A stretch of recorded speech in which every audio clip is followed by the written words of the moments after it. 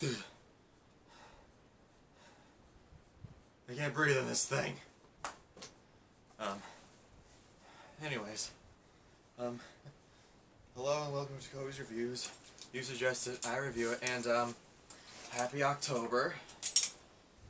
As a celebration of this wonderful month of horror and fright, I will be reviewing some Halloween-themed movies leading up to a very special few weeks. But we'll get to that when we get to that. For today, we're going to take. I decided to do a film that would get me in the Halloween spirit. Instead, I watched today's film, Jacko, a 1990s made-for-TV horror film. I know what you're thinking. Come on, is it really that bad? Of course it is. Why would you ask me that? This is without a doubt the most bat-crap insane movie I've ever seen in my life. And this is coming from some guy who's seen a lot of bat-crap insane movies. How bad is it? Let's take a look.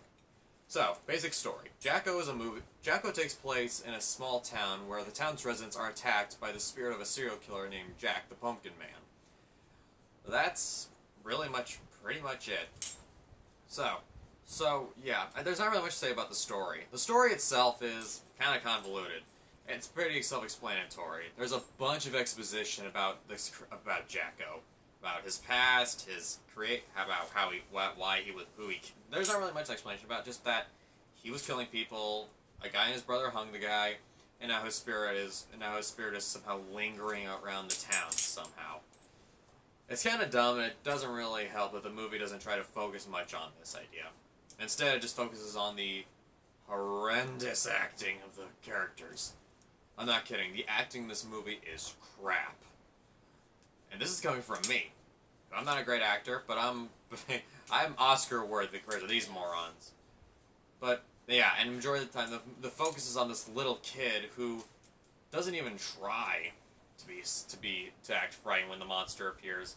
Seriously, I'd be scared if a giant pumpkin-headed man was coming at me with a scythe. Speaking of which, Jacko himself, not scary looking. He doesn't look impressive. Well, okay, the look of a character is impressive, but it's not scary. I mean, there are some horror villains that are scary. Freddy, Jason, Chucky, Michael Myers, Leatherface, all the horror greats. But Jacko, he's not scary. Also, the characters in this film make stupid decisions.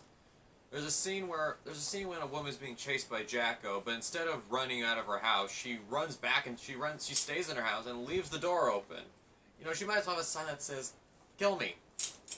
Another thing is that the kills, not that many, and because this film was on a low budget and made for TV, the kills in this movie aren't really that great. But that's pretty self-explanatory for a made-for-TV budget. And I know I shouldn't be complaining since this movie was made for TV, but it's so obnoxiously bad that I couldn't resist. I think it was direct-to-video. I think it was made for video release as well. I only saw it once, and that's it. It was one of those movies that came out at a certain time around Halloween, never to be released again. You